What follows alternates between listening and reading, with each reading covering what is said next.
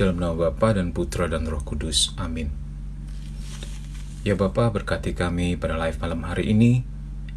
Kau lindungi kami, lindungi keluarga kami, lindungi segala peralatan yang kami gunakan untuk boleh mewartakan kebesaran-Mu atas segala setan, atas segala kuasa kegelapan, atas segala pencobaan, atas segala badai dalam hidup kami.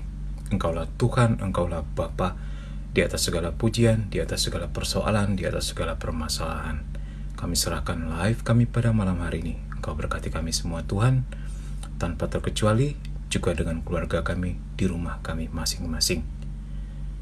Bunda Maria doakan kami, para malaikat dan orang kudus berjaga-jagalah bersama kami. Kemudian kepada Bapa dan Putra dan Roh Kudus, seperti pada permulaan, sekarang, selalu, dan sepanjang segala abad. Amin. Dalam nama Bapa dan Putra dan Roh Kudus. Amin. Baik. Kita mulai. Sepertinya aman semua ya. Tidak ada komen lagi dari kamu. Baik. Hari ini, malam ini kita membahas apa, Min? Malam ini kita membahas tentang the highest angel fell. Artinya, malaikat tertinggi itu jatuh. Ya, kita semua pasti tahu siapakah yang dimaksud dengan malaikat tertinggi. The following passage from Isaiah is often applied to Lucifer. Bagian berikut dari Yesaya itu Yesaya ya, ini seringkali diaplikasikan atau pengertiannya seringkali diaplikasikan kepada Lucifer. Kita lihat di Yesaya 14:12. Oke. How you have fallen from the heavens. Betapa engkau telah jatuh dari surga, oh morning star, oh bintang fajar. Son of the dawn, putra fajar gitu ya. How you have been cut down to the earth. Betapa engkau telah cut down itu dipotong, ditebang, lalu dibuang ke bumi begitu. You who conquered nations, engkau yang telah pernah mengalahkan bangsa-bangsa, begitu maksudnya. Nah, jadi bagian berikut ini atau pasal berikut ini atau ayat berikut ini seringkali diaplikasikan kepada Lucifer. The Vulgate translate morning star as Lucifer. Jadi Vulgata menerjemahkan morning star ini sebagai Lucifer, which a number of church fathers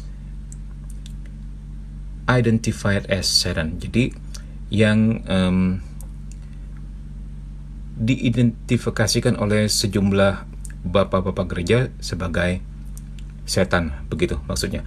Vulgata itu kitab suci yang diterjemahkan ke dalam bahasa Latin ya, abad keempat, yang terjemahkannya Santo Hieronymus, begitu. Vulgata menerjemahkannya sebagai menerjemahkan morning star ini, bintang fajar ini, sebagai Lucifer gitu. Lucifer's sin, kita mau melihat dosa Lucifer. Menurut according to Saint Thomas Aquinas, menurut Santo Thomas Aquinas, was seeking to be as God. Jadi dia berusaha untuk menjadi seperti Tuhan. By his our nature rather than by God's grace. Jadi dia berusaha menjadi seperti Tuhan dengan kodratnya sendiri, ya, daripada dengan kasih karunia Tuhan, begitulah. Jadi Lucifer sinned through pride. Jadi dosa Lucifer adalah dosa pride. Pride itu kesombongan ya.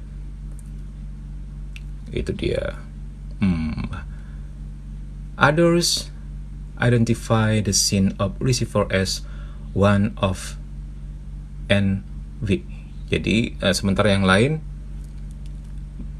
mengidentifikasikan dosa Lucifer itu adalah dosa iri hati. Jadi ada beberapa penafsiran di sini ya.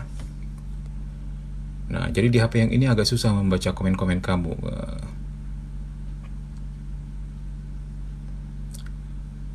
Ya, nggak tahu kenapa susah. Soalnya jenis ketikannya berwarna putih hampir seputih ini. Jadi agak susah. Ya, begitulah. Kita menderita sedikit pada hari ini. Tapi as far as the voice is good, I think everything is okay.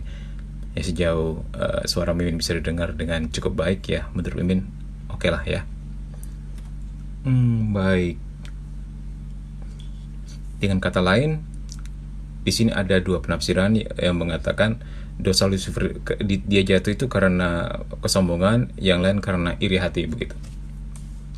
Oke, kita naik lagi. Ya, there are also conflicting of opinions.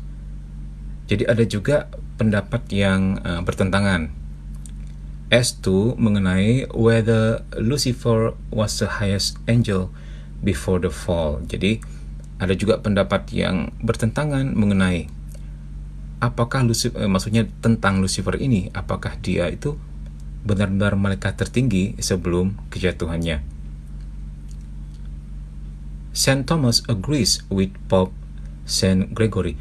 Jadi Santo Thomas Aquina setuju dengan Paus Santo Gregorius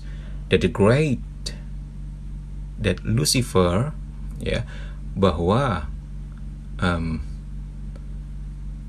Lucifer atau setan was indeed the highest angel. Jadi memang Lucifer ini adalah malaikat tertinggi begitu. Kalau Mimin sih lebih senang mengatakan salah satu malaikat tertinggi. Ya, begitu. I would add that the difference between the lower angels and the higher angels, saya mau menambahkan bahwa perbedaan antara malaikat-malaikat yang lebih rendah atau kroco dengan malaikat-malaikat yang lebih tinggi is not simply one of a modest degree.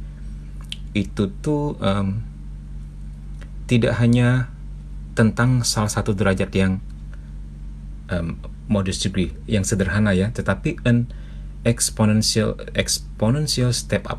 Nah, tetapi sebuah langkah eksponensial in power and intelligence, di dalam power, kekuatan, dan intelijen dan kecerdasan. Jadi ternyata enggak sesederhana yang kita pikirkan. Kita pikir bedanya sedikit, ternyata bedanya bisa saja sangat jauh. Setiap hierarki para malaikat jahat ini ya, atau iblis ini. As the highest angel, sebagai malaikat yang paling tinggi, Lucifer must have been surpassingly brilliant. Jadi sebagai malaikat yang tertinggi, Lucifer, nah, pastinya katanya must have been surpassingly brilliant, pastinya sangat brilian begitu, cemerlang begitu ya. Sadly, sedihnya, he must have been blinded. Dia pasti telah dibutakan, blinded by, oleh kecemerlangannya sendiri. Nah, itu. Oke. Min, itu lirik bisa dihilangkan, mengganggu. Maksudnya lirik yang gimana? Gak ngerti Mimin. Emang ada liriknya?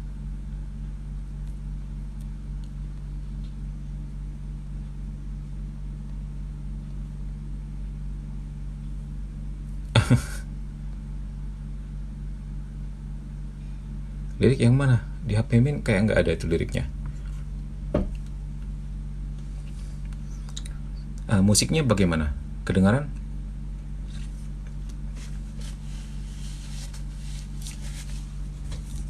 Atau tulisan kali ya? Digeser aja, digeser kemana? Ke kiri atau ke kanan ya? Oke, baik, kita lanjutkan ya. Intinya demikian. Oke. Lucifer has great disdain for human beings. Lucifer sangat meremehkan manusia. By nature, he is so much greater than we puny humans are. Dikatakan di sini secara alami ya, he is so much greater. Dia itu jauh lebih besar daripada kita, manusia yang lemah. What Jesus, the God-man, is by nature, however we humans can become by grace. Tentang Yesus, si Allah manusia dari kodratnya. Jadi maksudnya Yesus itu 100% Allah, 100% manusia. Jadi kadang-kadang disebut the God-man, Allah manusia, begitu ya. Itu dari kodratnya.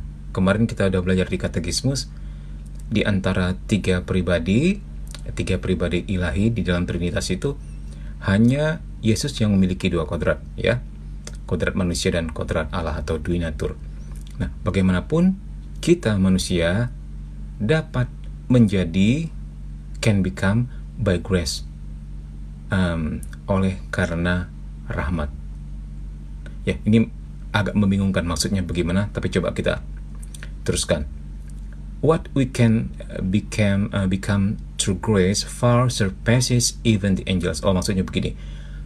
Jadi, what we can, apa yang kita bisa, gitu ya.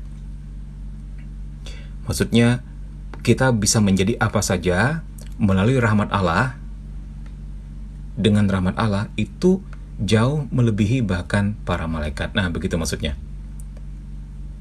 Intinya begini, secara natural, secara kodrat, kita itu kalah.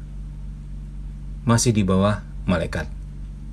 Ya, tetapi through grace, tetapi melalui rahmat, karena rahmat kita bahkan bisa jauh melampaui bahkan malaikat. Nah, gitu maksudnya ya. By sharing in the divine nature of Jesus, jadi dengan ikut serta dalam kodrat ilahi Yesus, we are raised up. Kita dibangkitkan, gitu, raised up. By grace, oleh kasih karunia atau oleh rahmat, to participate in God's very being. Untuk mengambil bagian dalam keberadaan Allah. Nah, ini maksudnya. Sampai di sini mengerti ya? Sebentar, agak susah nih baca komen-komen kalian. Nggak ada musik, ya udah nggak apa-apa deh kalau nggak ada musik. Atau coba gedein lagi. Tuh, kedengaran nggak musiknya?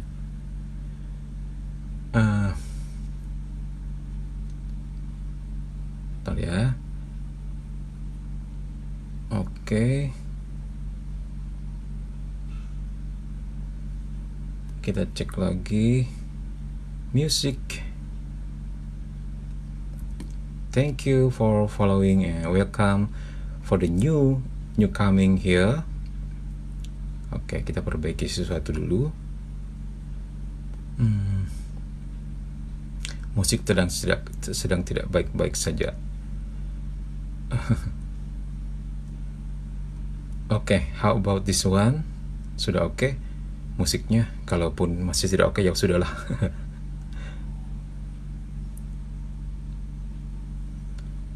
Ya, untuk mereka yang sudah mengikuti live Komsa di buku pertama, masih ingat buku apa itu?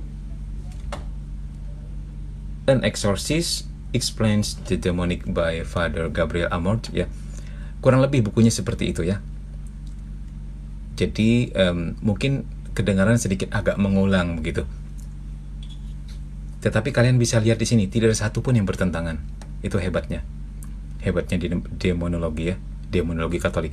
Nggak ada satupun yang bertentangan. Mereka seolah saling mendirikan teologi di atas yang lain. Dan memang sudah 2000 tahun begitu. Itu luar biasa. Akhirnya menjadi sebuah bangunan demonologi yang sangat kokoh, kuat ya.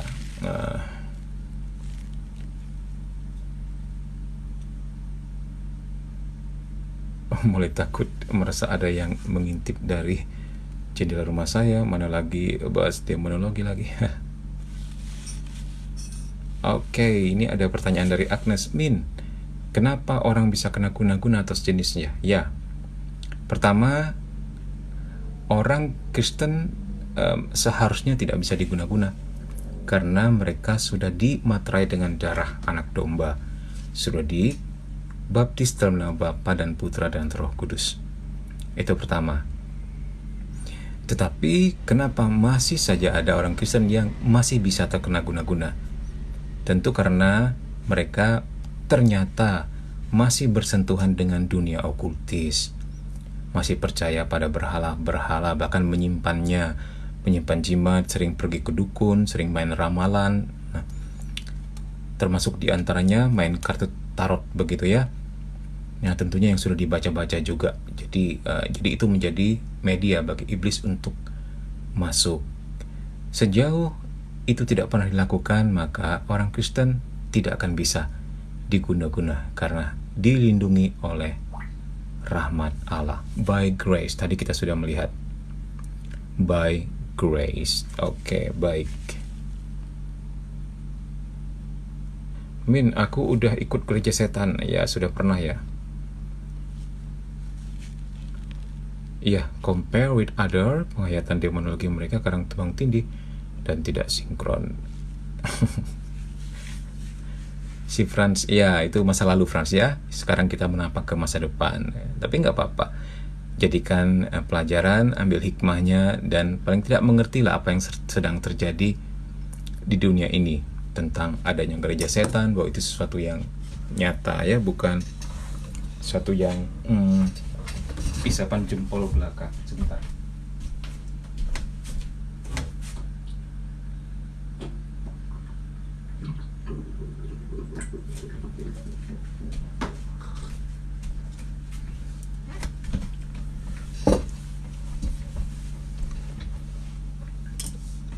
Mimin agak gelisah, nggak tahu kualitas dari HP ini seperti apa.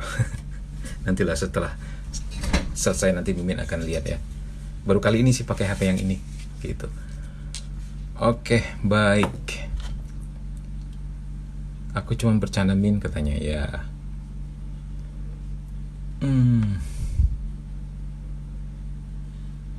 Oke, sudah mengerti ya bahwa secara kodrat kita lower atau lebih rendah daripada malaikat. Tetapi secara rahmat kita bisa jauh melampaui mereka. Dan itu sudah dibuktikan dengan Bunda Maria sendiri ya. Secara kodrat, Bunda Maria adalah manusia. No match, enggak lawan dengan malaikat. Tetapi secara rahmat, dia adalah Ratu Surga dan Ratunya para malaikat karena dia dirahmati sebagai Bunda Allah. Enggak ada lagi manusia atau makhluk yang lebih tinggi daripada itu. Ya, oke. Nah, this is astounding. Ini mencengangkan. In the beginning, the angels knew of the eventual incarnation of the Son of God. Nah, pada mulanya para malaikat mengetahui tentang inkarnasi anak Allah pada akhirnya. It is believed that Satan rejected this divine act of humility and God's love for humans. Jadi dipercaya bahwa setan itu menolak terhadap tindakan kerendahan hati ilahi ini dan kasih Tuhan kepada manusia. Nah, ini tentang tafsiran yang satunya lagi ya, bahwa setan jealous, envy atau iri. Satan wars against all humans to spite God the Father and to spite the Son.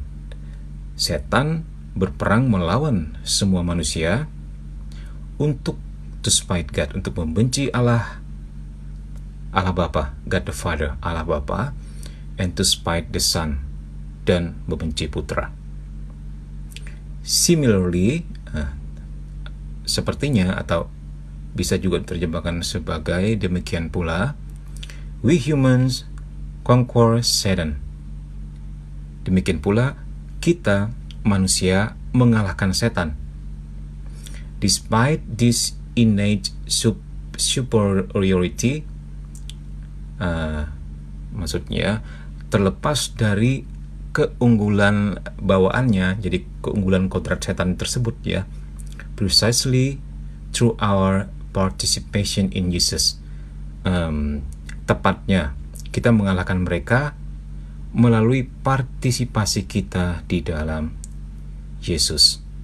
In Jesus, di dalam Yesus, kita berbagi, we share in the divine nature. Kita berbagi di dalam kodrat ilahi, and we cast out Satan in his name. Dan kita mengusir setan dalam namanya. Ya betul, secara kodrat sebenarnya kita juga nggak level sama mereka ya. Ingat, mereka makhluk murni ciptaan Allah sendiri. Mereka tidak dibatasi oleh ruang dan waktu, sementara kita sangat terbatas. Nah, tanpa rahmat Tuhan, dengan melepaskan diri dari Tuhan, manusia hanyalah bulan-bulanan mereka belaka. Dan ini yang harus dipegang dengan sungguh-sungguh. Untuk menghadapi para malaikat yang telah jatuh itu, kita harus nempel sama Tuhan seperti perangko. Nggak bisa berdiri sendiri ya. Bakal jadi bulan-bulanan, bakal ditipu habis-habisan, bakal dikadalin deh pokoknya ya.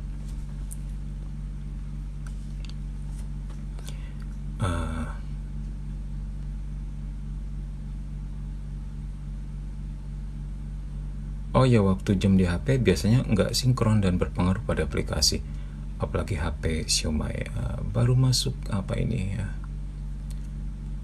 Bagus nih, jelas suaranya, puji Tuhan ya. Baru masuk apanya, maksudnya itu ya, musiknya ya, atau oke deh, kita lanjut ke pembahasan berikutnya. Nah ini dia, why do demons choke people? Mengapa iblis mencekik manusia? Nah ini dia. A man recently called and said his house was infested with demons. Jadi seorang pria baru-baru ini menelpon dan menceritakan bahwa rumahnya penuh dengan setan. Ingat, infestation, ingat yang kemarin ya. Jadi ada infestation di situ, ada pendiaman di situ oleh roh jahat. He added, dia menambahkan, that they attack him in bed. Dia menambahkan bahwa mereka menyerang dirinya di ranjang, and choke him, dan mencekiknya. Udah main fisik ini setan ya. He had difficulty breathing, jadi dia susah bernafas. But he instinctively managed to sputter, in the name of Jesus, get off me. Tapi dia secara insting, jadi instingnya bagus juga nih. Kemudian dia berhasil menggerutu gitulah. In the name of Jesus, get off me. Dalam nama Yesus, lepaskan aku, katanya. Get off me. He said this 3 times. Jadi dia mengatakannya sebanyak 3 kali. Akhirnya, finally the demon stopped. Nah, akhirnya iblis tersebut berhenti. Nah, ini dalam nama Yesus, walaupun nampaknya dia menggerutu begitu ya, tetapi nama Yesus yang sungguh berkuasa itu akhirnya memberi efek damage kepada setan sehingga mereka stop. Apalagi yang kita lakukan dengan sepenuh imannya. Jadi Mimin ingat cerita, Mimin punya teman yang dia waktu itu sedang ikut-ikutan lah nonton apa sih namanya itu ya, seperti orang yang kayak debus gitu, yang mengiris tangan gitu, atau tusuk-tusuk lidahnya, atau makan beling begitu. Dia waktu itu kaget ya, dia perempuan ya, jadi mungkin mudah kaget. Dalam kekagetannya dia menyerukan nama Yesus, katanya. Nah, ketika dia menyebut nama Yesus itu tembus waktu mereka ngiris tangannya itu. Jadi pada akhirnya diumumkan pakai loudspeaker. Yang memiliki ilmu lebih tinggi, tolong jangan mengganggu. Itu ya, jadi ya sudahlah, mungkin orang mencari nafkah gitu ya. Jadi kalau memang kita sedang lewat di tempat seperti itu, sebaiknya menjauh. Kasihan juga nanti tembus begitu ya.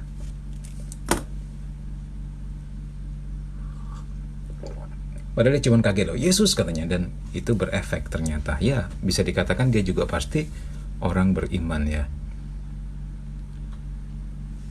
Oke.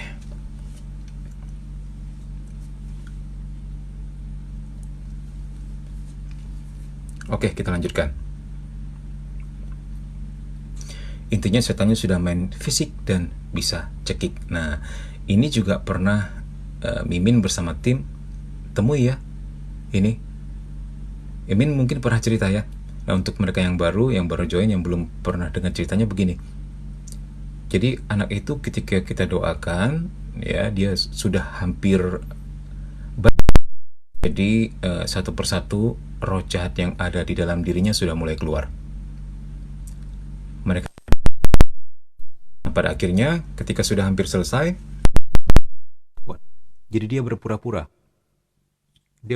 keluar begitu loh. Nah, begitu sampai di saat tertentu ketika dia nggak tahan lagi, dia cekik lehernya sendiri begitu kan. Nah, kita langsung tahu ternyata masih belum beres. Jadi kita tangkap tangannya, baru kita selesaikan. Dan akhirnya selesai. Nah, setelah semuanya itu berhasil dihalau, dan ketika anak itu sepenuhnya sadar, baru kita tanya, apa yang sedang terjadi? Rupanya dia sendiri nggak mampu menahan tangan itu, tangannya sendiri, nggak mampu dia tahan.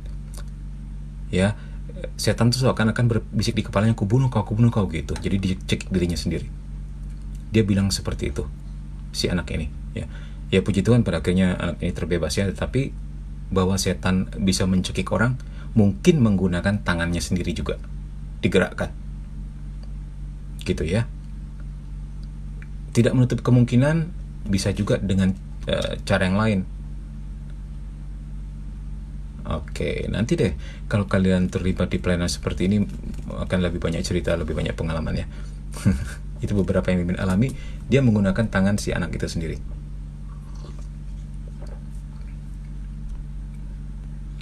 Putus-putus suaranya. Bagaimana dengan yang lain? Apakah putus-putus?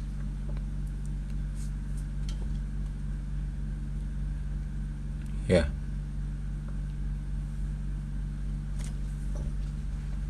Udah enggak katanya. Aman Min kata yang lain. Nah, Dinda kenapa bisa putus-putus gitu, Dinda?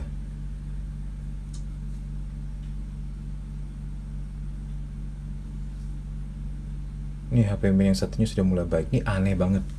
Tepat tadi siang, tadi sore, bahkan 1-2 jam sebelum kita live, TikToknya lancar. Begitu tepat waktu mau di setting, mau dipasang, tiba-tiba HP yang biasa kita gunakan untuk live itu kayak gitu tuh, muter-muter. Ini sudah beberapa kali kejadiannya. Padahal udah pernah Mimin uninstall terus install lagi. Dalam nama Yesus ya, segala gangguan apapun dinyahkan, amin. Oke, tadi sempat putus-putus katanya. Oke, baik. Ya mungkin karena Mimin sambil ngecas kali ya. Ini HP kan sambil dicas juga.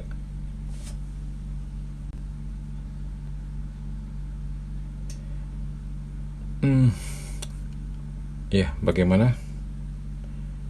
Oh, ada pertanyaan ini. Kalau kita dengerin kayak gini, kita ada kemungkinan terganggu sama mereka nggak ya? Ada. Makanya tadi kita berdoa untuk kita semua yang hadir. Nah, untuk yang baru-baru kalau datang, doa sendiri ya. Untuk perlindungan, bukan hanya untuk dirimu sendiri, juga untuk rumahmu. Kadang-kadang bukan hanya kita yang diganggu, tapi juga orang rumah. Kalau bukan kita, ya peralatan yang kita gunakan. Lampu dipecahin bisa juga, atau koneksi internet diganggu ya. Nah, kalau kita lihat di sebelumnya ya, kami mencari ya di sini. Jangan lihat layar dulu, takut pusing. Kita scrolling ke atas. Nah, ini drop, call, or demand. Dalam pengalaman Monsignor Rossetti ini yang menulis pengalamannya di sini, Diary of on American Exorcist ini ya, di buku ini, dia mengatakan seringkali bahkan orang yang menelpon dia itu diputusin oleh setan salurannya. Padahal sebelumnya bagus dan sinyalnya bagus dan mereka melakukannya di tempat yang sama, nggak pindah-pindah di situ juga. Full sinyal sebelumnya, tiba-tiba bisa berubah begitu. Banyak kasus katanya seperti itu, bukan hanya 1-2 kali. Orang dihalang-halangi untuk minta didoakan begitu loh. Bisa jadi hal ini terjadi juga dengan kita ya. Jadi memang untuk mendengarkan seperti ini banyak gangguan. Lebih banyak gangguan daripada waktu kita membahas katekismus iman, katekismus gereja Katolik. Tapi jangan takut, ini seharusnya menjadi kesaksian bagi kita bahwa mereka sangat takut ketika strateginya dibongkar, ketika nama Yesus sungguh-sungguh berkuasa. Doa-doa biasanya apakah secara Katolik? Ya, doa Bapa kami is okay, kalau nggak bisa doa yang lain. Karena dalam Bapa kami ada bebaskanlah kami dari yang jahat. Nah, begitu. Atau doa Salam Maria, atau doa apapun, atau doa spontan ya. Ya, boleh dilakukan. Tapi harus dalam nama Yesus ya. Begitu. Biasa malam Jumat ya, malam Jumat dengan setannya banyak deh.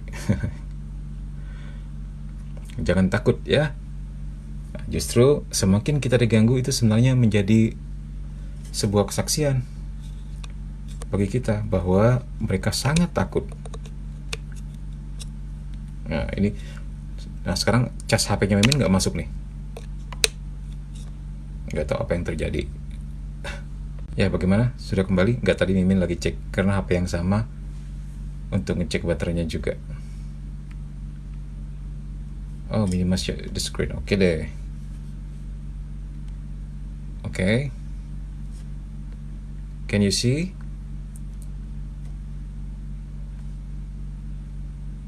Atau tetap seperti tadi, cuman Mimin mundurin dikit ya. Nah ini, oke ya.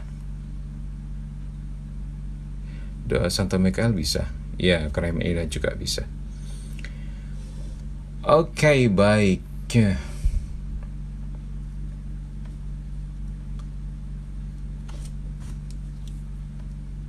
Sampai di sini ya. Oke.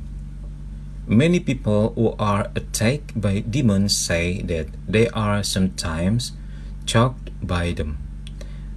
Jadi ternyata banyak orang yang diserang setan mengatakan bahwa mereka kadang-kadang sometimes dicekik oleh setan. Nah ternyata bukan sekedar yang Mimin alami juga, ini banyak juga kesaksian yang menceritakan tentang hal yang sama. In the midst of exorcism session, jadi di tengah sesi pengusiran setan, ya. Jadi ini di tengah-tengah sesi lah ini. The possessed person will not uncommonly start choking.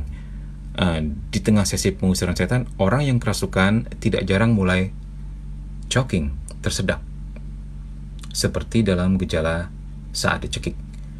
During one of the most difficult cases, we have had the demons say to me.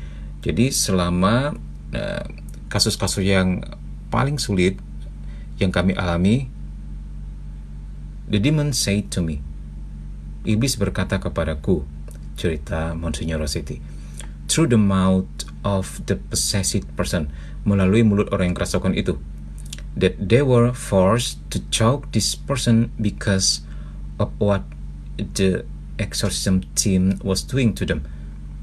Nah, jadi bahwa mereka dipaksa, force-nya dipaksa untuk mencekik orang ini karena apa yang mereka lakukan, karena apa yang dilakukan oleh tim exorcism terhadap mereka. Dipaksa dalam arti dipaksa oleh otoritas yang lebih tinggi ya. Jadi setan kan punya hierarki nih. Nah, jadi yang kroco-kroco ini dipaksa oleh atasannya untuk melakukan itu. So the demons so the demons tried to blame it on me. Jadi iblis tersebut mencoba untuk menyalahkan aku, kata Monsignor Rossetti. Jadi my response was a sardonic, nice try. Jadi tanggapan saya sini-sini saja, nice try, upaya yang bagus gitu. Nah, jadi mereka licik ya, dalam arti semakin lu doa, semakin mereka menyakiti si korban, begitu loh.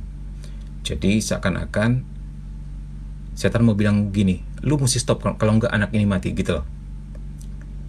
Ya, kurang lebih seperti itu. Dan ini tidak jarang kita hadapi, hampir selalu seperti itu. Dia mulai menyakiti dirinya sendiri. Jadi itulah sebabnya butuh lebih dari 1 orang, 2 atau 3 orang di dalam sebuah tim ya, kalau terlibat di doa baik exorcism maupun deliverance. Oke.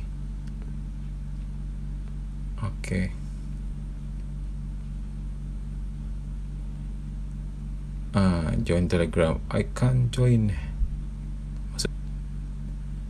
I tried but it doesn't work. Ya, coba nanti dicoba lagi di Telegram ya. Nanti setelah live ini selesai, Mimin akan masukkan ke dalam grup. Oke.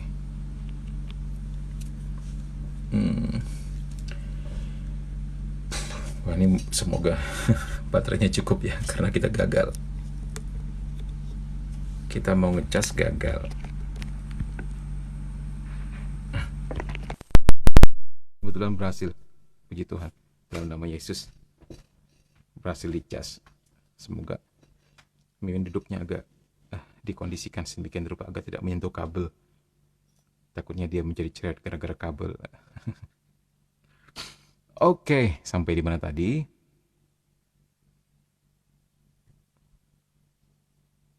Oke, sampai di sini ya.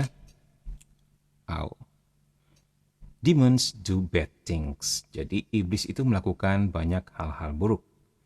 They don't take responsibility for their bad behavior. Mereka tidak bertanggung jawab atas perilaku buruk mereka. Ya tentu saja ya. And they try to make us feel guilty. Dan mereka selalu mencoba membuat kita merasa bersalah. Nah, ini juga salah satu senjata mereka untuk merongrong para pendoa. Itulah sebabnya para pendoa exorcism atau deliverance itu diharuskan mengaku dosa sebelum melakukan aktivitas ini. Sebisa mungkin menghindar celah apapun yang dapat mereka gunakan untuk melawan kita balik, begitu loh. Ya. Oke.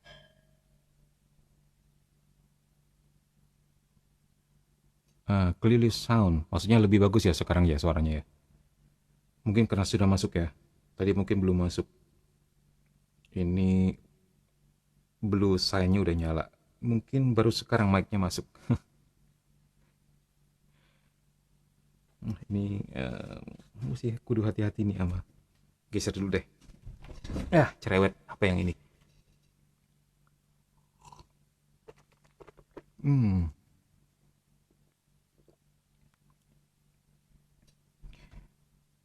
Oke, kita lanjut. Why do demons choke people? Mengapa setan mencekik manusia? Mencekik korban maksudnya. First, it is something animals do. Pertama, itu adalah hal yang biasa dilakukan oleh binatang. They grab their prey by the throat to subdue it and to kill it. Mereka mencengkeram leher mangsanya untuk menaklukkannya dan membunuhnya. Nah, seperti kalau harimau menerkam mangsanya ya, biasanya leher dulu yang diincar. Ya, gambarnya seperti itulah. Demons are not allowed to kill people. Iblis enggak diizinkan Tuhan untuk membunuh manusia. But they can choke people in certain limited circumstances, especially the possessed. Nah, Ini di Ayub 1:12 dan 26. Dikatakan di sini bahwa setan enggak diperbolehkan untuk membunuh manusia, tetapi mereka dapat mencekik manusia, ya, dalam keadaan batasan tertentu, maksudnya.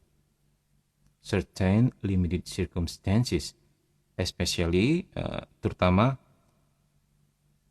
orang yang atau korban kerasukan tersebut. Nah, ini dia. Jadi nggak usah takut. Oke, kita lanjutkan.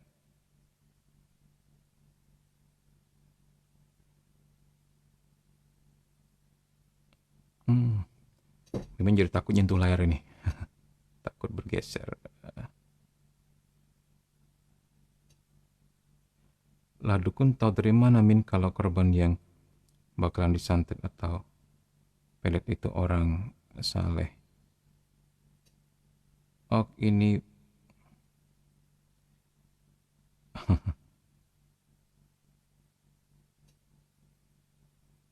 oke.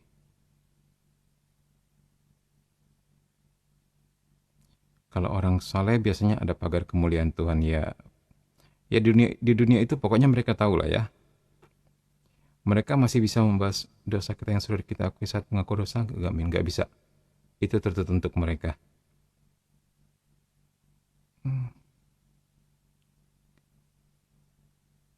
Oke. Hello, mau tanya doa 77 kali Bapa Kami bagaimana aturan dan caranya? Wah, itu banyak kok panduannya di YouTube, ntar dilihat ya. Oke, itu salah satu doa yang juga mantep, itu boleh dipakai.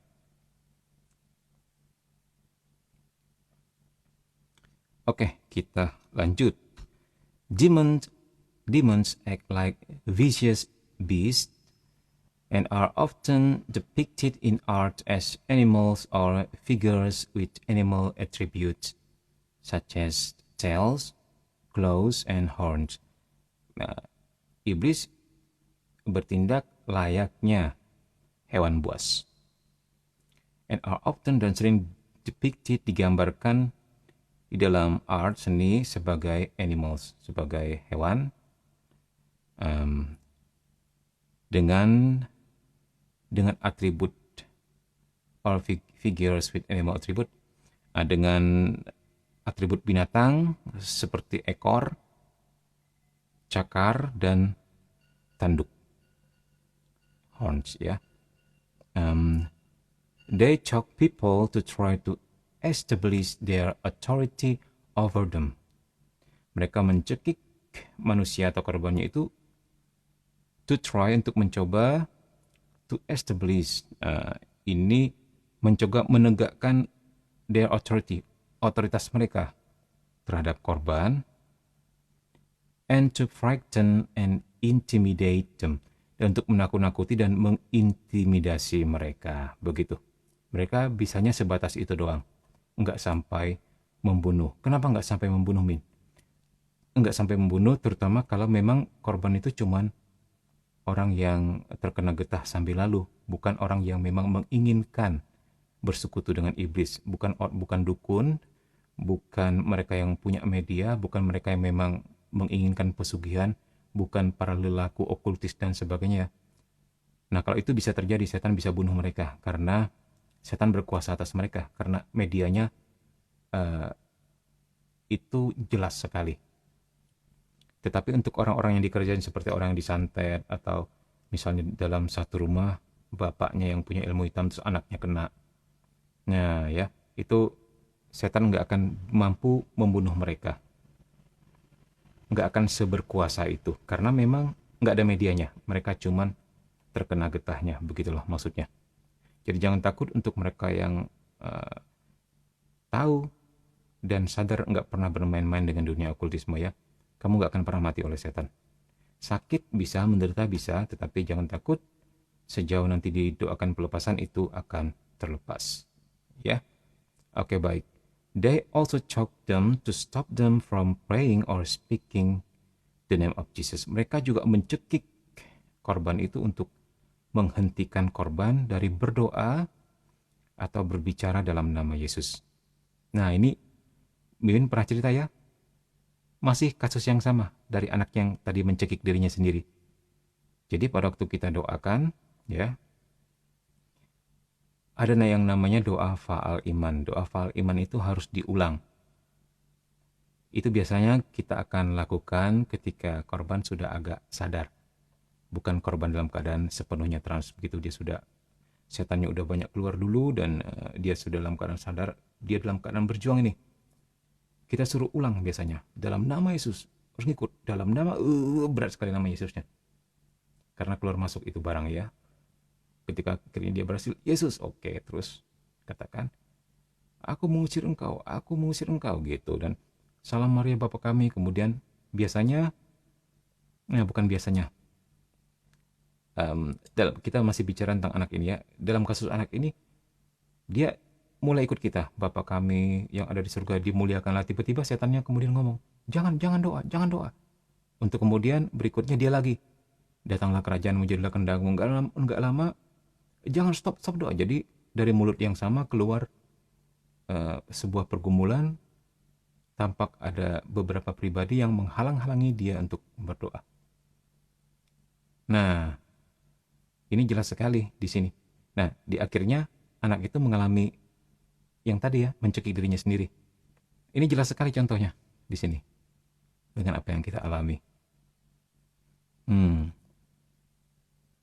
Artinya apa? Ini menjadi kesaksian bagi kita bahwa mereka sangat takut dengan doa, sangat takut dengan Bapa kami, sangat takut dengan Salam Maria, sangat takut dengan nama Yesus. Ya. Oke. If you've ever been choked, jika engkau pernah, sebentar.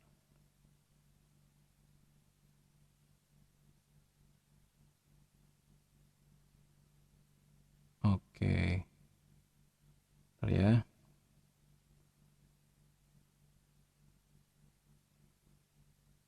Oke. If you've ever been choked, jika engkau pernah dicekik atau tersedaklah selama doa pengusiran itu, you know how terrifying it can be. Jadi kau tahulah bagaimana menakutkannya itu ya. Oke, kita lihat kamu bertanya apa ini. Mimin takut menyentuh HP ini ya, takut suaranya nggak masuk. Takut dia goyang-goyang terus terkendala lagi.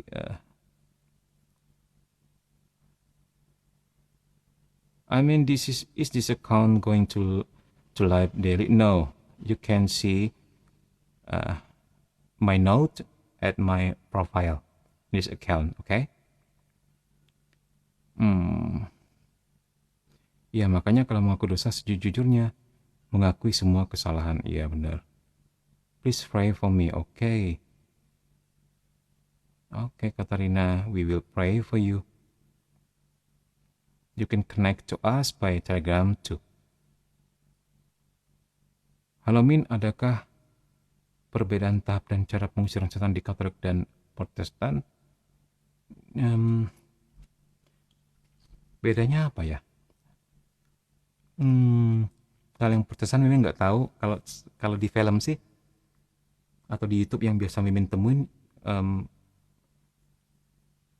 dalam nama Yesus, seperti doa deliverance-nya kita. Ya, seperti doa deliverance-nya kita kurang lebih. Nah, sementara kalau di Katolik ada lagi yang lebih tinggi daripada sekedar doa deliverance yang namanya exorcism. Itu ada ritualnya, itu pakai bukunya, dan itu ada otoritasisasinya lah. Pokoknya intinya seperti itu. Ya. What is vicious beast meaning? Ya, itu maksudnya ini ya. Jadi iblis ini bertindak seperti binatang buas. Ya, itu dia. Oke, kita lanjutkan. But rest assured, tapi yakinlah, God doesn't allow the demons to kill us. Sorry, cegukan. Kok berat ya rasanya ya? Jangan takut ya. Mimin suka mengalami kayak gini karena artinya apa? Dengan sekian banyak gangguan, Nah, sekian banyak kekacauan gitu kan. Itu sebenarnya menandakan kita sungguh membahayakan kerajaan setan. Dan itu harus dibungkam. Sambil kita doa sama-sama ya, Tuhan melindungi kita di ruangan kita, juga di keluarga kita, di rumah kita ini, untuk live ini. Malam ini sepertinya gangguannya banyak sekali.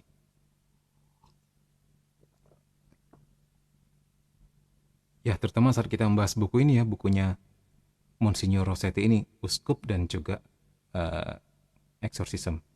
Bisa jadi buku ini mengungkap hal-hal baru yang lebih up to date, lebih aktual, sehingga menggentarkan kerajaan neraka. Wow, itu memberi kesaksian yang mantap lagi untuk kita. Kita hajar, kita teruskan. Oke, baik. Also, the proper response to demonic attack is to do what the man being choked spontaneously did. Jadi, respon yang tepat terhadap serangan setan adalah dengan melakukan apa yang dilakukan oleh korban yang tadi di atas itu, yang kecekik ya, yang dilakukan secara spontan. Dia memerintahkan setan-setan itu, he commanded the demons in Jesus name, dalam nama Yesus, to stop, untuk stop, berhenti. Walaupun di atas itu dikatakan dia kayak menggerutu gitu ya, tetapi tetap nama Yesus menggentarkan seisi neraka, dan setan tahu nama siapa itu. We all have authority over our own bodies. Kita semuanya memiliki otoritas atas tubuh kita sendiri. And we exercise this authority by telling the demons to leave us. Dan kita dapat menjalankan otoritas ini dengan menyuruh demon untuk meninggalkan kita, untuk pergi gitu. Oke.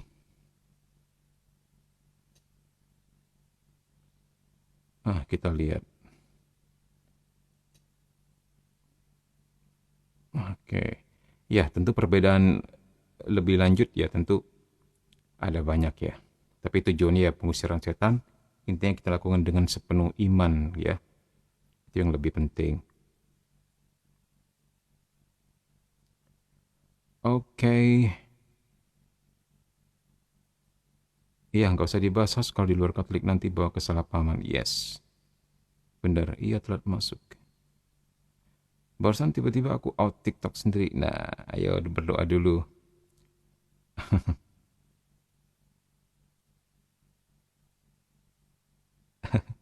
Host is none or not. Who is the host? No, I'm just nobody. Ya.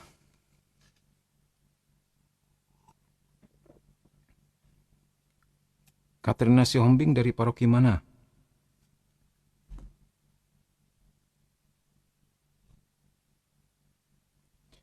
Oke, kita lanjut ya. Demons try to establish their control through intimidation and fear. Nah, di sini jelas sekali bahwa iblis itu mencoba untuk menegakkan kendali mereka melalui intimidasi dan ketakutan. Wah, kayak teroris ya. Ya, tentu saja dia kan rajanya teroris. Like a pack of wild beasts, seperti sekawanan hewan buas. They are full of empty bluster and hollow threat. Mereka penuh dengan bluster.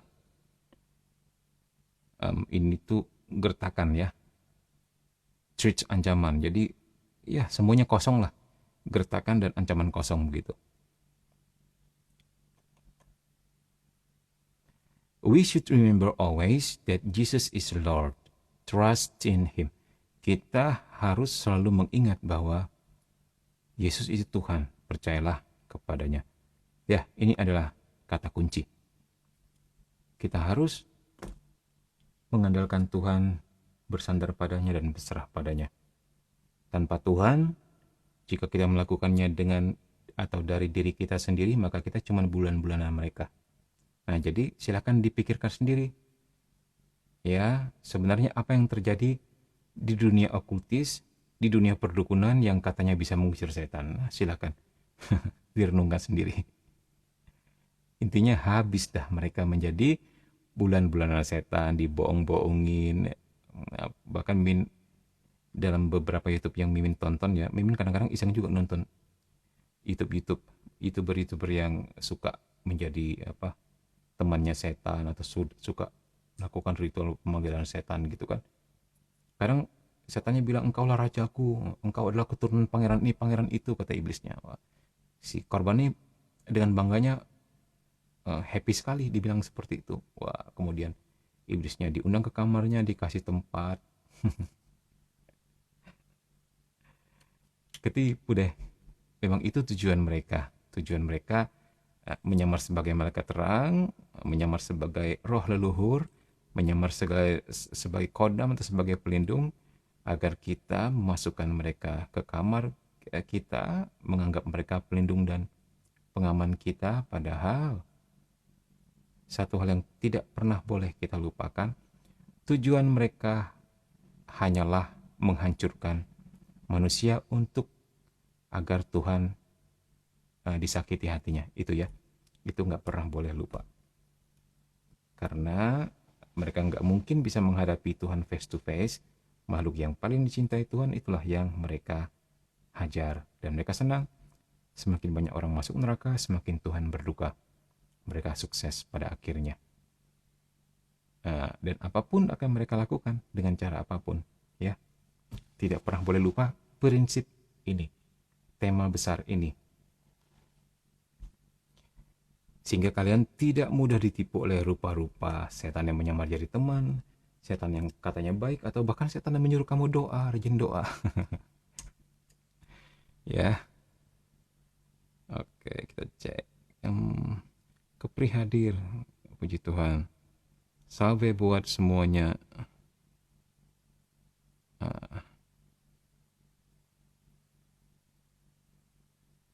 Yes, trust in Him, trust in Jesus. Oke. Baik, I'm just nobody. I'm not a nun, I'm not a priest. Just nobody. I'm just a man, ordinary man, okay? And it doesn't matter at all. Okay, Satan on a short list. Artinya apa ini, Min? Artinya ini sebuah ini ya. Kita naikin lagi. Ini sebuah theological reflection, refleksi teologis. Juga jangan terlalu ikutin ini Inggrisnya Mimin ya, karena Inggrisnya Mimin acak adut. Ikutin artinya aja dah. Kita di sini ya 50-50 lah.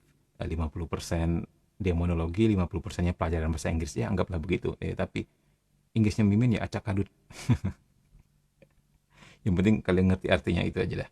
Ya. Oke, baik. Ketinggalan 2 jam nih, nggak apa-apa, nanti diupload di YouTube ya.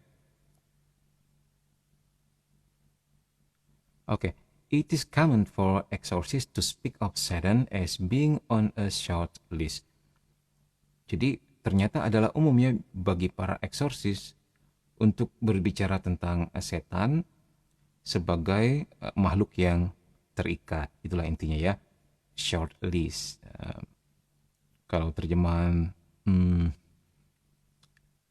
literalnya sih setan dengan tali pendek gitu. Tapi maksudnya setan itu diikat atau dibatasi gitu loh oleh Tuhan.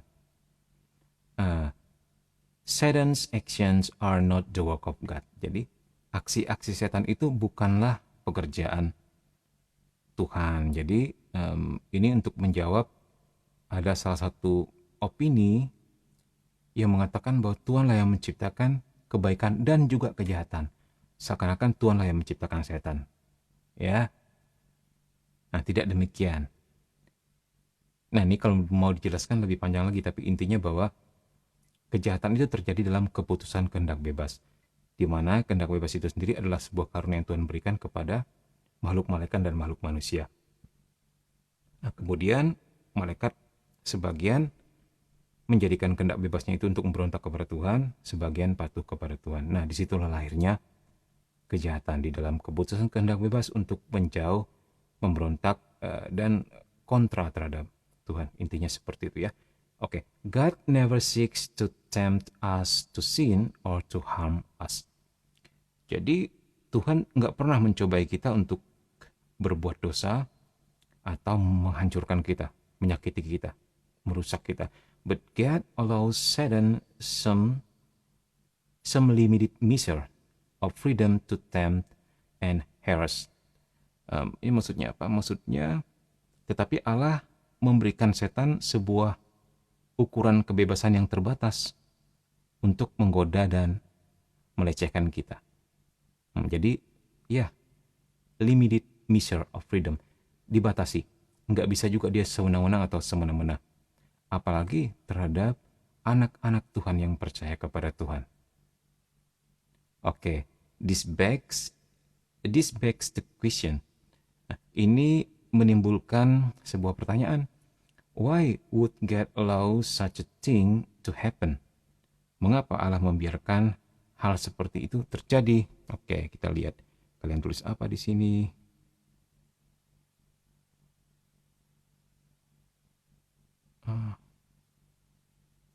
Oke, thank you Katrina Siombing.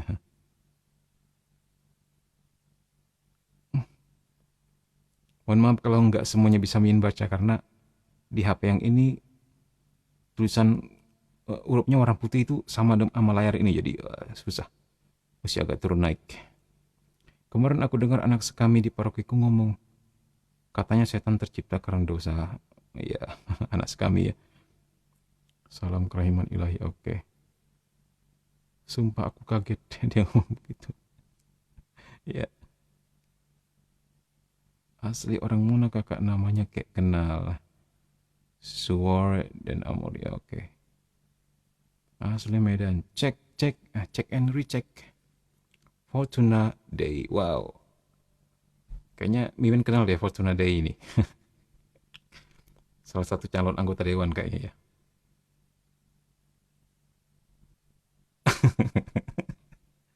Oke, untuk yang berada di sekitar wilayah Siantan, Pontianak boleh dukung beliau nih. Di follow itu akunnya Fortuna Day ini ya.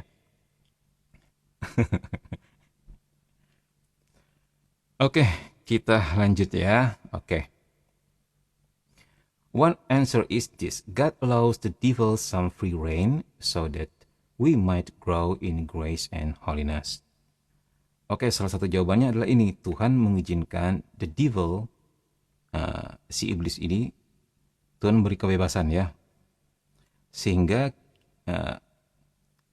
kita bisa bertumbuh atau dapat bertumbuh in grace and holiness, di dalam rahmat dan kekudusan katanya ya. Jadi ada gunanya ternyata setan ya. Gimana Min gunanya Min? Nanti kita lihat ya. Kita lanjut. Simpan dulu kekepoanmu untuk sementara waktu ya. Oke. I often witness this. Saya cukup sering menyaksikan peristiwa ini. Ya. Those whom we pray over typically are strengthened in their faith and become committed to living holy lives. Jadi mereka yang kita doakan biasanya dikuatkan, strengthened in their faith, dikuatkan di dalam iman, mereka maksudnya, dan menjadi berkomitmen untuk hidup suci, completely free from Satan's grasp, dan pada akhirnya benar-benar bebas dari cengkraman setan ya.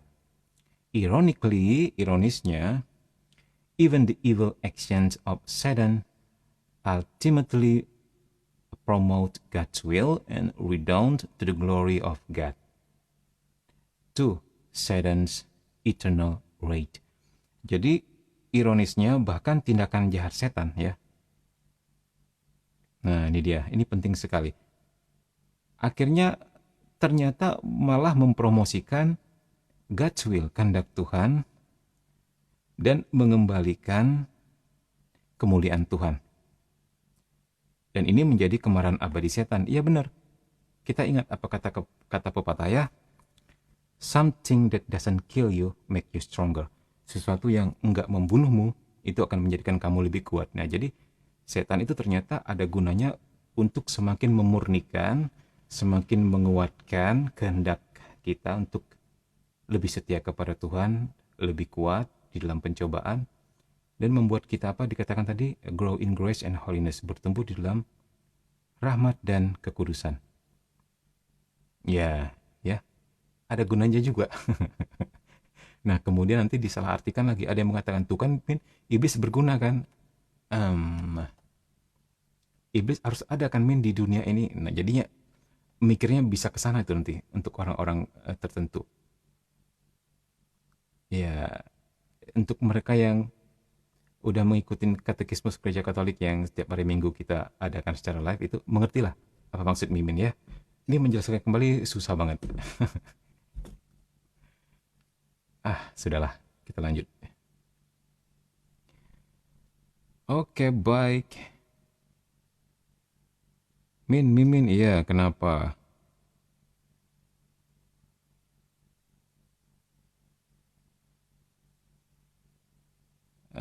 Siapa itu? Itu Eva ya? Iya, silakan di tap-tap sampai 20.000. Nanti dapat cendol dari Mimin. Oke. Baik, kita lanjut ya.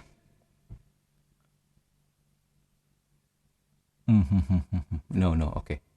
Di sini. Satan and the demons are purely spiritual beings. Jadi setan dan demons ini dan iblis-iblis ini ya. Oke. Sekali lagi, setan dengan S besar itu maksudnya si raja iblis ya, and demons itu kroni-kroninya gitulah. Are purely spiritual being, adalah sungguh-sungguh murni makhluk spiritual. They exist outside the physical reality that we humans experience. Jadi mereka ada di luar realitas fisik yang kita alami sebagai manusia. Ya, kalau kita kan terbatas di dalam ruang dan waktu, mereka tidak. Ya. Oke, as previously noted, seperti disebutkan sebelumnya, they are much more powerful than we are. Mereka oleh karena itu tentu saja lebih powerful ya daripada kita ya. And they move with the speed of thought. Dan mereka bergerak dengan kecepatan pikiran, speed of thought. Wow, mana yang lebih cepat Min? Kecepatan pikiran atau kecepatan cahaya? Wah, nggak tahu dah Mimin.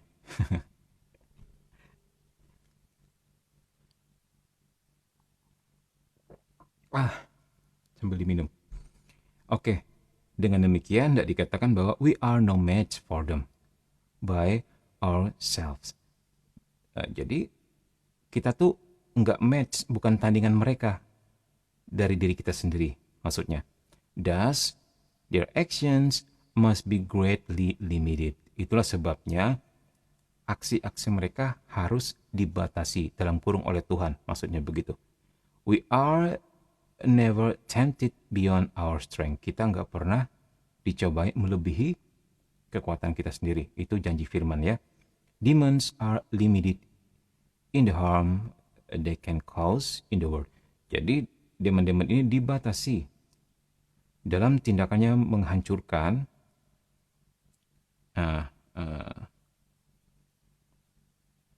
Setan dibatasi dalam kerusakan yang dapat mereka timbulkan, maksudnya untuk dunia ini. Otherwise, kalau enggak, Satan would kill us all. Kalau enggak, setan bisa dengan mudah membunuh kita semua. And the world would be destroyed in fire. Dan dunia akan dihancurkan dalam api. Nah, seperti itu ya. Kalau kita melihat di kasusnya Ayub, setan minta izin kepada Tuhan untuk menggodai Ayub. Benar nggak? Nah, jadi ada hal-hal tertentu dalam hidup ini, Tuhan mengizinkan kemalangan kita alami. Tuhan mengizinkan pencobaan kita alami, tapi bukan Tuhan menghendaki. Itu bedanya ya, antara Tuhan menghendaki dengan Tuhan mengizinkan. Bedanya apa, Min? Bedanya, yang selalu dikehendaki Tuhan adalah selalu yang terbaik untuk kita. Selalu adalah tentang keselamatan, tentang kebahagiaan, tentang masa depan cerah. Tuhan tidak pernah menginginkan kita menderita. Tetapi terkadang Tuhan mengizinkan penderitaan-penderitaan kita, penderitaan-penderitaan kita alami, ya, demi kebahagiaan kita, demi keselamatan kita, demi masa depan kita. Nah ini loh, kalau ternyata untuk mendapatkan keselamatan, kebahagiaan, dan masa depan yang begitu cerah ceria bersama Tuhan, kita harus melewati semua itu, ya Tuhan izinkan. Begitulah maksudnya. Ya, Mimin ingat seorang pastor pernah bilang begini, coba katakan kepadaku, katanya, sebut satu orang kudus yang tidak pernah menderita. Ya, benar juga kalau kita pikirkan. Dengan kata lain, setan kena prank sama Tuhan gitu.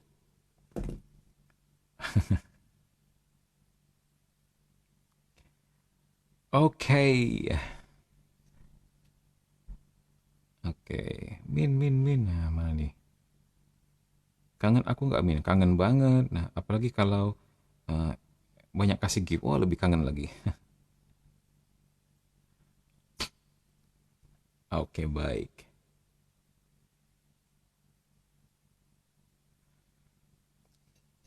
Jam berapa sih sekarang? Oke, setengah jam lagi ya.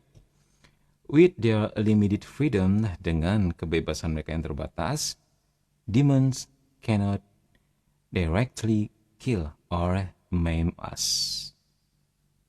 Ya, jadi memang dibatasi oleh Tuhan ya. Demons ini nggak bisa langsung membunuh atau melukai kita, padahal mereka ya, kepengen banget gitulah. Kepengen banget untuk celakain kita. Oke, but they can and do try to frighten and dominate us.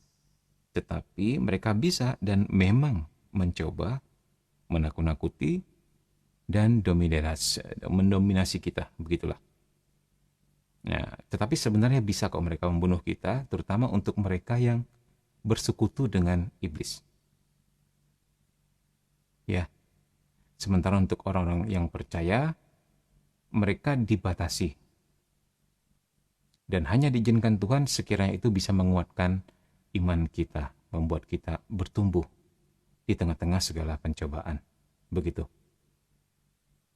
Ya, Mimin mengenal orang yang juga meninggal karena tumbalnya sendiri, karena dia pesugihan. Ya akhirnya si hantu peliharaannya ini dalam tanda petik memakan dianya sendiri. Ya bisa terjadi itu ya. Kalau memang ternyata ada medianya bagi iblis untuk menyerang dia. Ya karena pada dasarnya orang-orang yang melakukan hal tersebut sudah berserah kepada setan. Sudah memberikan otoritas hidupnya kepada makhluk tersebut. Jadi mereka bisa leluasa mendominasi hidup si pelaku. Ya, begitu ya. Oke, as note earlier, seperti yang telah disebut sebelumnya ya. Demon act like beast. Demons, iblis-iblis ini atau setan-setan ini bertingkah laku seperti beast, seperti monster. Ingatnya film Beauty and the Beast. And in cases of possession, dan dalam kasus-kasus kerasukan and severe oppression, dan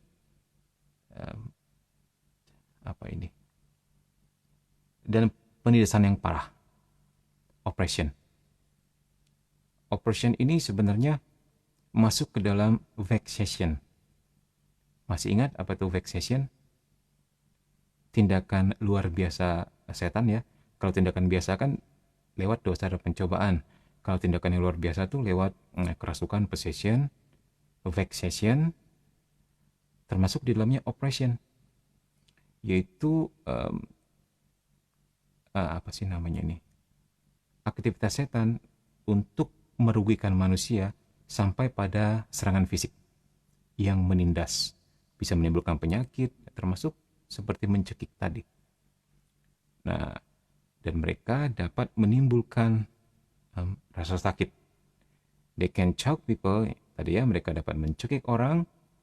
In one horrible case, dalam satu kasus yang mengerikan, the demons choke a person repeatedly. Setan ini dapat mencekik berulang kali bahkan. Nah, ini ada sebuah cerita, ya. She cried out numerous times. Jadi si korban ini, ya, cried out numerous time, ini maksudnya berkali-kali. Cried out ini mungkin ya mengalami cekikan ini maksudnya ya. Dikerjain lah oleh si setan berulang kali. Although she never completely black out, walaupun mungkin dia nggak benar-benar black out atau pingsan begitulah. Jadi it was an incredible trial for her. Jadi ini merupakan cobaan yang luar biasa bagi si korban itu. Korbannya perempuan, her. And for those who witnessed such brutality. Dan bagi mereka yang menyaksikan kebrutalan seperti ini gitu. Oke, kita mau baca apa komen-komen kalian.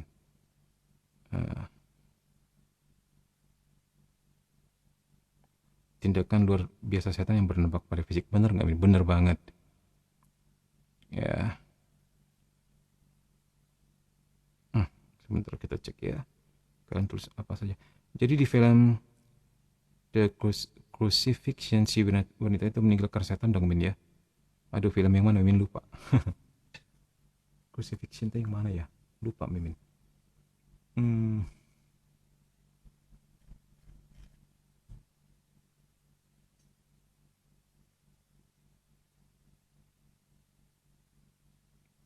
Oke. Mana lagi?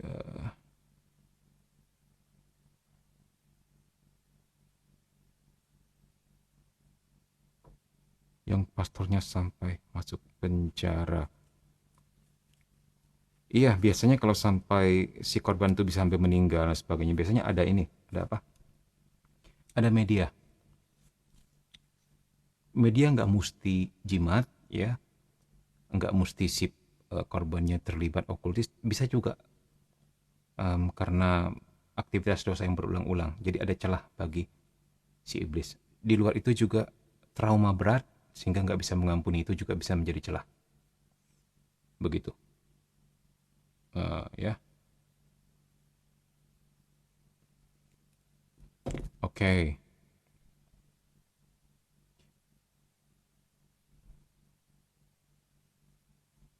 Sebentar, cukupkan dulu. No doubt for many. Tidak diragukan lagi. For many, untuk atau bagi banyak orang, such brutal behavior doesn't seem fair. Perilaku brutal seperti itu tampaknya nggak adil. And people question God's allowing such awful things like this. Dan orang-orang mempertanyakan kenapa Tuhan mengizinkan hal mengerikan ini terjadi, begitu loh. This is part of a much larger question. Jadi ini sebenarnya bagian dari pertanyaan yang jauh lebih besar. Why does God allow suffering in the world? Mengapa Tuhan mengizinkan penderitaan di dunia ini, begitu ya? Why did God allow the Holocaust, the Black Plague, COVID-19, widespread famines, and many other scourges? Jadi,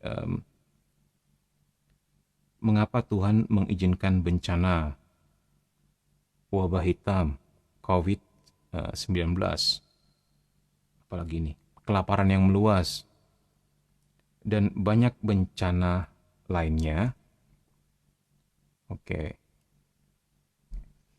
We will ultimately find out when, hopefully we are in the presence of God in the next life.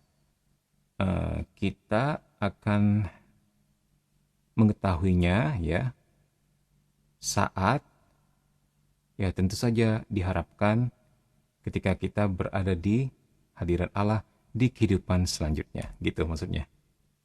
Ya semoga kita sama-sama ketemu di surga, maksudnya gitu ya.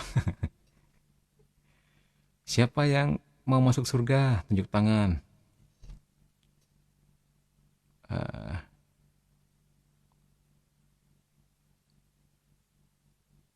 hmm, Tidak diketahui, namanya lucu ya, tidak diketahui. Mungkin tidak diketahui ini orang suka menghilang gini ya. Semoga tidak suka menghilang dari kenyataan ya.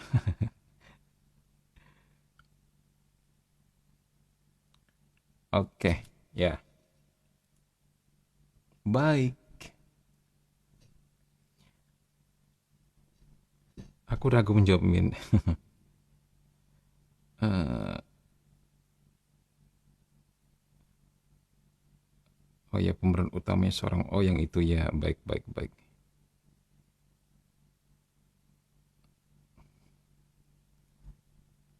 Kenapa ragu?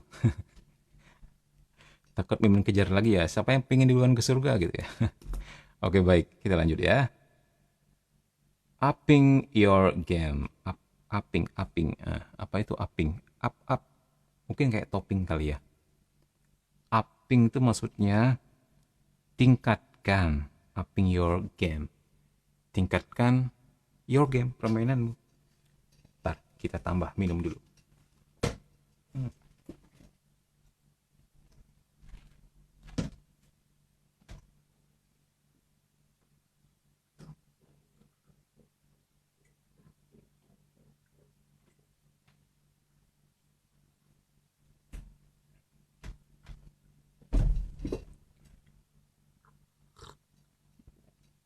Aduh, ini mau kesedak nih. Eh, wow, terima kasih ya atas segala giftnya. Ya puji Tuhan. em, Mohon doanya semoga kasus yang kemarin yang Min pernah cerita itu ya, yang kita ada miskomunikasi dengan pastor paroki di tempat tertentu di Sintang. Ya puji Tuhan, ternyata pastornya sudah dalam arti udah sama-sama minta maaf kemarin, dan kita tinggal one day tetap harus ketemu ya untuk minta maaf juga atas kesalahpahaman, dan minta izin juga pelayanan di sana one day, juga minta nama kita diklarifikasi karena udah telanjur nama Komsa beredar di WA sebagai yang bukan Katolik, yang menyamar sebagai orang Katolik, yang bertujuan menyesatkan orang Katoliknya, begitulah intinya. Kita puji Tuhan sudah selesai ya, tinggal kita menghadap ke sana, dan doakan juga bulan 10 kita akan pelayanan juga ke tempat lain. Mimin nggak perlu sebut tempatnya ya, semoga dilancarkan semuanya. Kalau ini sih sudah pasti pergilah, tidak akan ada lagi kejadian yang sebelumnya karena kita lewat pihak ketiga ya, kita nggak kenal sama pastor parokinya.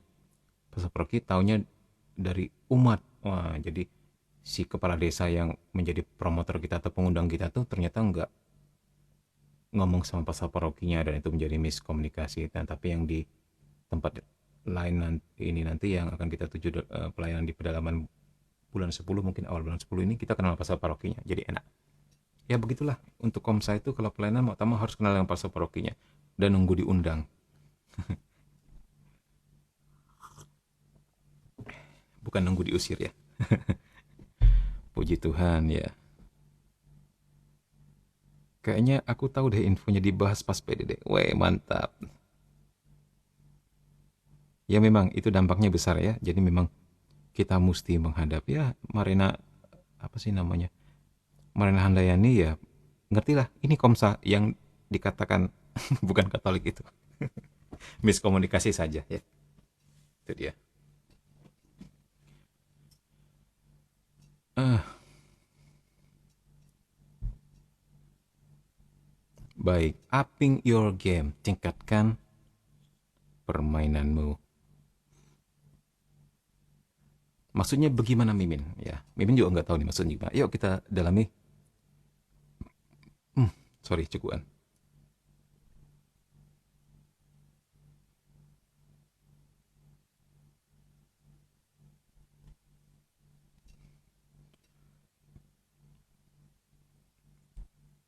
I was recently giving a training session for a new exorcist. Saya baru-baru ini memberikan sesi pelatihan untuk para pengusir setan yang baru, kata Monsignor Rossetti. A few were a little skittish. Beberapa sedikit gelisah, katanya. Wah, ternyata para romo-romo eksorsis yang baru belajar ini gitu juga ya. Bisa merasa gelisah juga. Gak cuman kita dong gitu kan. Oke. Fearing demonic retaliation. Takut akan pembalasan iblis, begitulah. Ya, serangan balik maksudnya ya.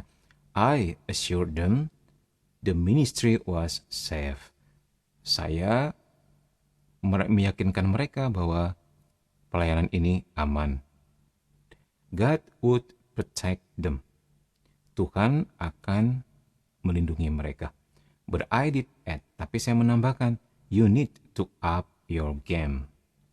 Anda perlu meningkatkan permainanmu ya. Jadi game dalam tanda petik ya. Jadi exorcism itu dalam topik ini dianggap sebagai game, wah permainan. Jadi game dalam tanda petik ya. You need to up your game. Kamu mesti ningkatin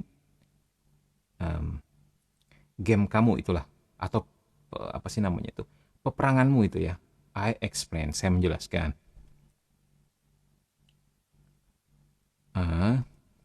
Being an exorcist is like flying an airplane. Menjadi seorang eksorsis itu seperti menerbangkan pesawat terbang. I used to be in the Air Force. Oh, jadi si Monsignor Rossetti ini dulunya apa sih namanya? Mungkin pastornya para angkatan udara gitulah ya. Ya, it is very safe katanya. Itu sangat aman. Ya, bener kan? Pesawat kan kendaraan yang tingkat keamanannya paling tinggi. Bener nggak? Kecelakaan yang terjadi di pesawat kan kalau dihitung-hitung by person paling cuman 1% kali ya. Ya walaupun begitu, but mistakes can be deadly. Walaupun begitu, kesalahan kecil pun bisa sangat mematikan gitu loh.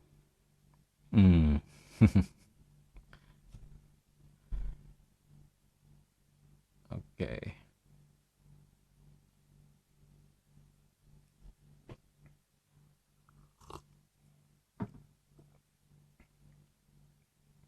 First, there is no such thing as a little sin.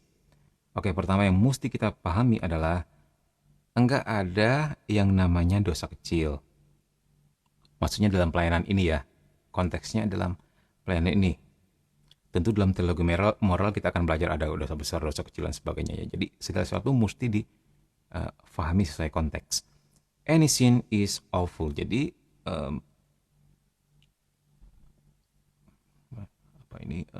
ya dosa apapun itu mengerikan. Any sin is awful. It is also a fissure that Satan can drive a wedge into. Ini juga merupakan celah yang dapat dijejali oleh setan gitu. Do you have a problem with alcohol? Apakah kamu punya problem dengan alkohol? Seksualitas, pornografi, disobedience, ketidaktaatan, arrogance, kesombongan atau arogan ya, self-hatred, membenci diri sendiri, anger, kemarahan. Clean up your act first and then come back. Jadi bersihkan dulu tindakan-tindakan ini lalu kembali ke sini. Nah, jadi ini yang dimaksud dengan upping your game, meningkatkan kualitas kita. Intinya seperti itu. Kita mesti terlebih dahulu selesai dengan diri sendiri. Begitulah maksudnya. Apakah itu artinya kita harus menjadi sempurna dulu, Min? Wah, itu mengerikan. Kalau mesti sempurna dulu. Nggak ada orang yang sempurna. Tetapi intinya kita sedang dalam proses ke sini ya. Dan jangan takut kalau kita nggak sempurna. Kalau menunggu sempurna, nggak ada yang akan melayani sebagai seorang eksorsis maupun pendoa deliverance, pendoa kebebasan. Nggak akan ada. Oke, dengerin dulu deh. Dengerin dulu. Jangan takut duluan ya. Ini dia. Kita naikin dulu. The Pranotanda. Apa ini? Pranotanda itu adalah Introduction to the Rite of Exorcism, number 13. Jadi ini adalah pengantar, di bagian pengantar daripada ritus eksorsisme ya. Advises that the ministry is to be granted only to a priest, endowed with piety, knowledge, prudence, and integrity of life. Jadi hanya diberikan, jadi eksorsisme ini hanya menyarankan agar pelayanan tersebut hanya diberikan kepada seorang imam yang diberkahi dengan piety, kesalehan, pengetahuan, kebijakan, dan integritas hidup. Begitu ya. I stress the last part. Saya menekankan bagian terakhir. Integrity of life, integritas hidup. Satan will have a field day with someone who is not living priesthood with integrity. Nah, jadi setan akan mengalami kesulitan dengan seseorang yang tidak menjalankan imamat dengan integritas. Ya, jadi maksudnya mengertilah apa itu integritas. Integritas itu apa yang lu katakan dan apa yang lu lakukan itu sama, nggak ada beda. Dan nggak perlu nunggu dilihat orang baru kerja. Gitu ya, seolah-olah apa yang kamu lakukan. Ingat perkataan kitab suci yang mengatakan apa? Lakukanlah semua pekerjaanmu seolah-olah untuk Tuhan. Begitu loh. Jadi adapun atau tidak adapun orang yang melihat, nggak ada beda. Kualitasnya sama. Itu integritas. Nggak perlu nunggu ramai orang baru kamu terlihat berdoa, misalnya, begitulah maksudnya. Atau nggak perlu berdoa nunggu orang ramai, begitu. Untuk menunjukkan bahwa kamu berdoa, ya nggak perlu begitulah. Intinya begitu ya, integritasnya, pribadinya mantep begitu. Moreover, selain itu, lebih lagi, the exorcist should work diligently and carefully to conform his life to Christ and his church. Jadi selain itu, pengusir setan ini harus bekerja dengan work diligently, dengan rajin dan carefully, hati-hati, to conform, untuk menyelaraskan his life, hidupnya, kepada Kristus dan gerejanya. We exorcist priest typically go to confession weekly. Nah, ini dia. Kami, para pastor pengusir setan, biasanya pergi mengaku dosa, maksudnya ya. Itu seminggu sekali. Atau setiap minggu. Terus say the divine office with devotion. Mendoakan ibadah harian dengan devosi pengabdian. Do more than only daily holy hour. Melakukan lebih dari 1 jam suci setiap hari, ya mungkin maksudnya keheningan atau meditasi ya. And scrupulously obedient, dan sangat patuh ya, to our superiors and to the church. Sangat patuh kepada atasan kami dan kepada gereja. Ini maksudnya taat. Ini taat. Ketaatannya penting sekali untuk pelayanan seperti ini. Satan will use this slightless crack. Setan bisa saja menggunakan atau akan menggunakan cracks. Itu tuh seperti retakan kecil atau celah ya, in our spiritual lives, di dalam hidup spiritual kita, to get into our heads and wreak havoc. Maksudnya apa itu? Setan akan menggunakan celah sekecil apapun dalam hidup kita, dalam hidup spiritual kita maksudnya, atau hidup rohani kita, untuk menyusup ke dalam kepala kita and wreak havoc, dan mendatangkan malapetaka. Wow. Nah, ini dia. Jadi kita berusaha menutup celah apapun yang menjadi kelemahan kita yang bisa dipakai oleh musuh. Begitulah maksudnya ya. Oke, sebentar kita lihat. Kalian komen apa sih? Di HP ini Mimin takut menyentuhnya. Takut dia goyang sedikit terus something happen.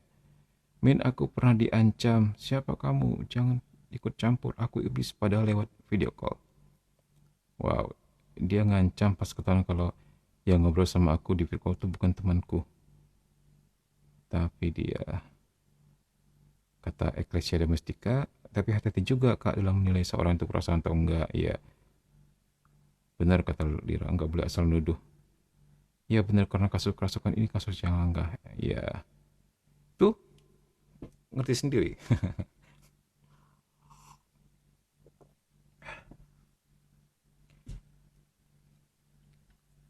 Oke, tinggal sedikit menit lagi. 5 menit lagi kira-kira ya. Sampai di mana tadi?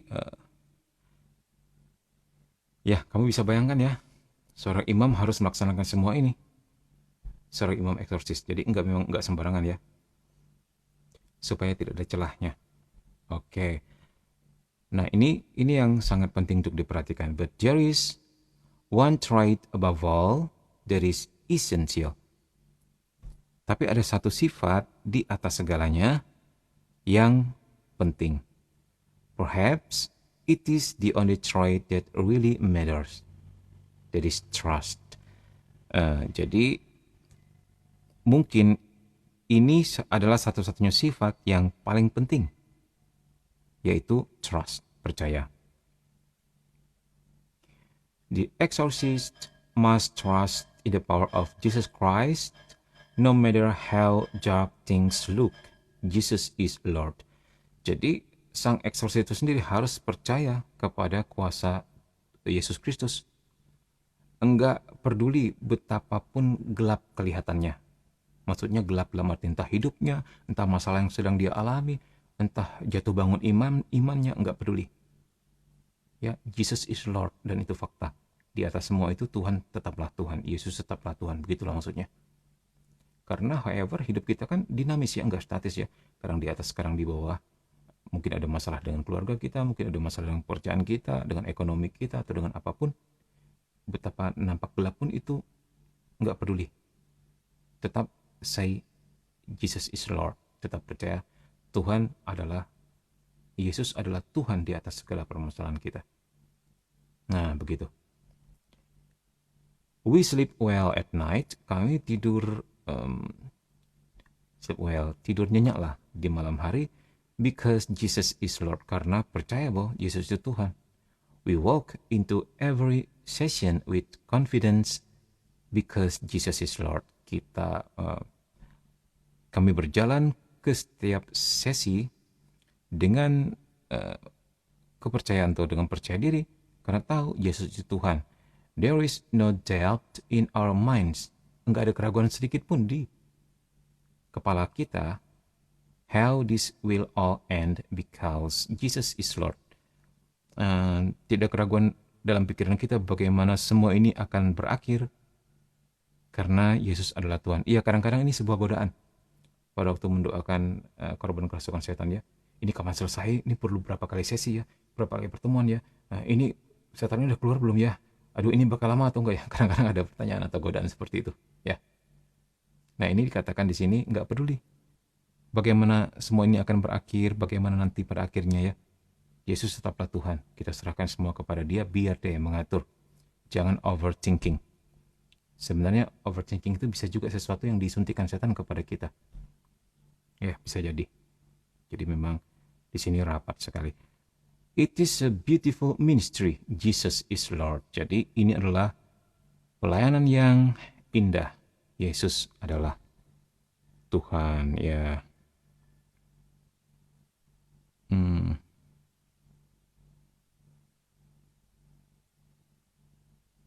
Oke, ini kalian nulis apa sih? Ya, segala kekuatan di dunia ini tunduk di bawah kaki Tuhan Yesus. Yes, for sure. Nah, ini Sudah jam 12.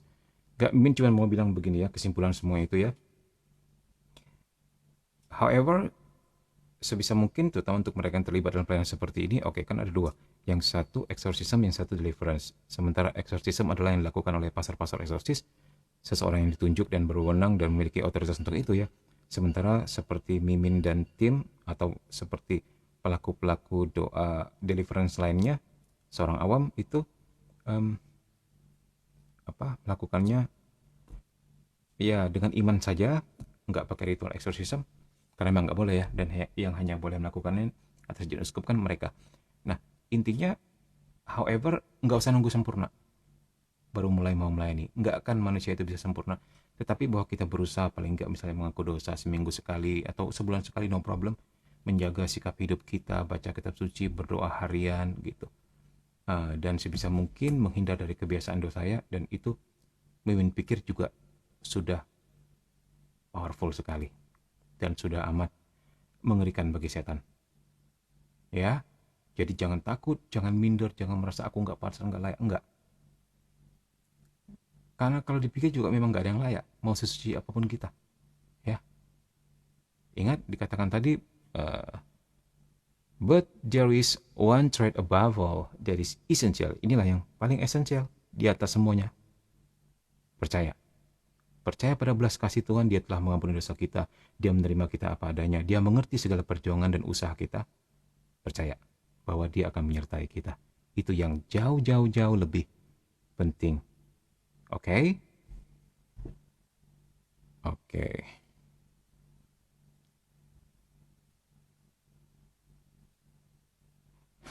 Banyak yang bilang Konsili Vatikan kedua adalah karya setan. Iya, ya sebenarnya lebih banyak lagi yang tidak bilang itu. Ya macam-macam opini orang ya tentang itu ya. Tapi kita bisa melihat pekerjaan Tuhan besar sekali. Setelah Konsili Vatikan kedua, Roh Kudus benar-benar berhembus ke dalamnya, juga melahirkan banyak orang kudus. Salah satu contohnya Padre Pio. Padre Pio juga hasil daripada kanonisasi dari setelah Konsili Vatikan kedua ya. Oke, terima kasih semuanya. Selamat malam. Senang sekali Mimin masih diberi kesehatan untuk boleh tetap live bersama-sama kalian. Ini Mimin punya kebiasaan buruk nih. Kalau kita sedang membahas tentang demonologi, di mana musim menerjemahkan dari Inggris ke Indonesia, ngomong Mimin jadi belibet. Ke bawah-bawah. Tapi kalau katekismus nggak begitu ya. Ngomongnya lancar-lancar saja. Is okay lah. Doakan Mimin supaya sehat selalu. Doakan pelayanan Mimin baik secara online maupun offline tetap dirahmati Tuhan, dihindarkan dari segala bencana dan gangguan. Untuk mereka yang tersentuh untuk berdonasi, boleh silakan dilihat di link profile Mimin ya, yang ada di profile lah di situ. Ya, karena however pelayanan terutama untuk offline juga butuh biaya juga. Ya, puji Tuhan. Ya. Semuanya Tuhan lancarkan, semoga kita semua sehat selalu. Kita mau berdoa ya. Dalam nama Bapa dan Putra dan Roh Kudus. Amin. Tuhan, terima kasih untuk cinta-Mu, untuk perlindungan pada kami semua, terutama untuk kesehatan yang Kau berikan kepada kami pada malam hari ini. Sehingga kami boleh hadir berkumpul bersama sebagai murid-Mu, sebagai anak-anak-Mu, sebagai satu saudara. Biarlah hari-hari hidup kami memberi kesaksian tentang betapa powerfulnya nama-Mu yang mengatasi segala pencobaan, segala godaan, segala kuasa kegelapan. Kami juga berdoa untuk teman-teman yang saat ini sedang sakit Tuhan, sakit secara fisik, sakit secara spiritual. Mereka juga yang terkena guna-guna, mereka yang terkena kuasa kegelapan, Tuhan lepaskan, Tuhan bebaskan dengan nama-Mu yang kudus. Juga mereka yang sedang mengalami sakit secara ekonomi, Tuhan berikan jalan. Semoga kami senantiasa diberi kesehatan dan kecukupan dari hari ke hari, sehingga kami boleh Kau pakai sebagai alat-Mu lebih dan lebih lagi dalam kehidupan kami sehari-hari. Terima kasih. Tuhan, Bunda Maria doakan kami, para malaikat dan orang kudus, jagalah kami senantiasa. Kemuliaan kepada Bapa dan Putra dan Roh Kudus, seperti pada permulaan, sekarang, selalu, dan sepanjang segala abad. Amin. Dalam nama Bapa dan Putra dan Roh Kudus. Amin. God bless you all. See you hari apa? Ini malam Jumat ya, malam Senin ya. Kita akan bahas Katekismus Gereja Katolik, dan nyata-nyata dan fakta ya, ternyata itu berguna sekali sebagai landasan pemahaman kita untuk